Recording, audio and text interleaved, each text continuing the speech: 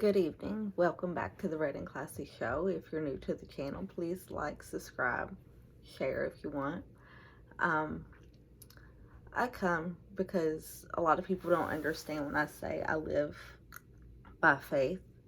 Um, I don't say God's my co-pilot. I pretty much say He leads me where I need to go, and I get vibes from people, and I always trust that. I wouldn't call it a gut instinct because I can tell what kind of person you are just by the vibes you let off. I can tell if you're a good person, bad person, or if your spirit or your soul is unsteady, just by body language, watching how your the way you say, the words you choose to say, and how you treat others. I'm very picky who I let in my life, and I'm very picky who I let in my children's life. Like, just because you know me doesn't mean I'm going to let you into my children's lives or even meet them. I may talk to you about them, like when I got both my kids suspended at different times. My son was a sophomore in high school. I do believe he was a sophomore. I don't think he was a junior. I'll tell you that story real quick. He kept skipping school. But the funny thing is he always ate lunch and then he would leave right after that. And I would ask him about it. I'm like, why is the school saying that you're not in school? He said, oh, I sit behind football players and they can't see me. So I prayed about it. I thought about it. And I said, you know what? I'm going to go to the school around the time he ditches. So I went into the attendance office and I was like, I need you to page my son's class. And I told her the thing. She just kind of looked at me. I said, just humor me. I said, believe me, you're going to find out why. So she buzzes his class. He's not there. I said, ask if he's behind football players.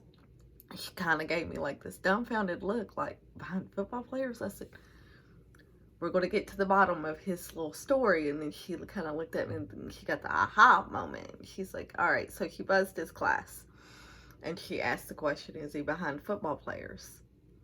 Of course, they're like, no, he's not here. And then I pulled my phone out and I started calling him. And she's like, he's not going to answer you. I said, honey, he's more afraid of me than God.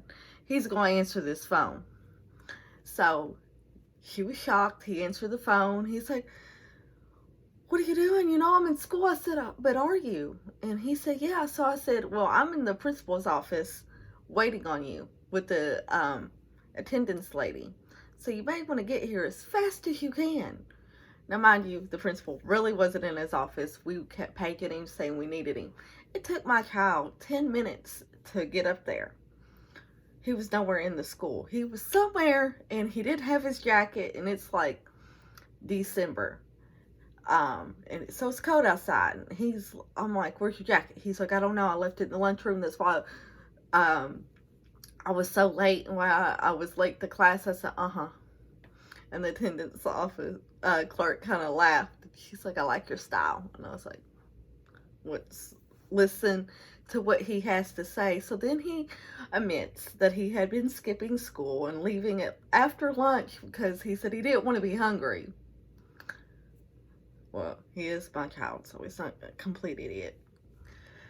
So we sit there, we wait on the principal to come in. He talks to him, he talks to me, and he's like, I'm going to send you home with her because I don't think there's any punishment that I could do that's going to match her. So you're suspended for 3 days. Now, mind you, I'm thinking he just skipped school. Why couldn't you give him Saturday school, in school suspension, something, because that just gave him more of a vacation. Well, I didn't take his PlayStation or anything like that away. I took the cord to the PlayStation away, and he couldn't get it back till he earned my trust. I was like, you broke my trust, so you just can't have your cord. And he's like, well, how did you figure it out? And I was like, well, I'm not an idiot. I was like, you have to be doing something. I never really got down to the bottom of what he was doing, and he still has never admitted to what he was doing, where he was going. I found out months later that he was into other things. We'll talk about that in a later time.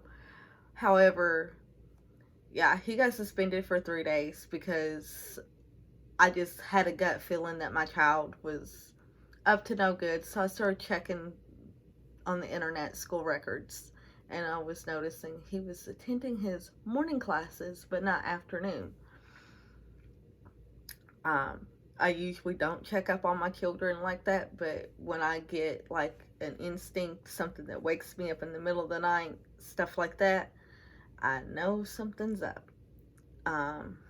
So showed up to the school, like I said, we got to the bottom of it, sorta.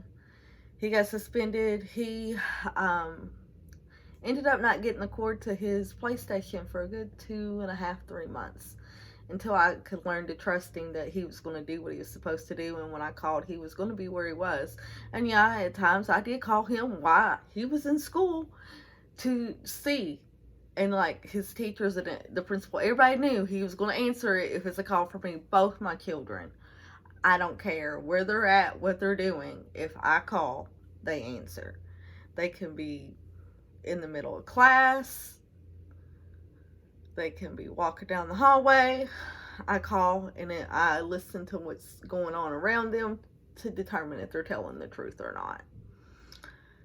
So there's always interesting ways to discipline your children. I like to be creative, like taking the power cord to their gaming system, the Fire Stick, something that inconveniences them, and they have to think about it, and they have a lot of time to think. And I add extra chores to them when they act up, get smart mail, stuff like that. Thanks for tuning in to the Red and Classy Show. You guys stay blessed.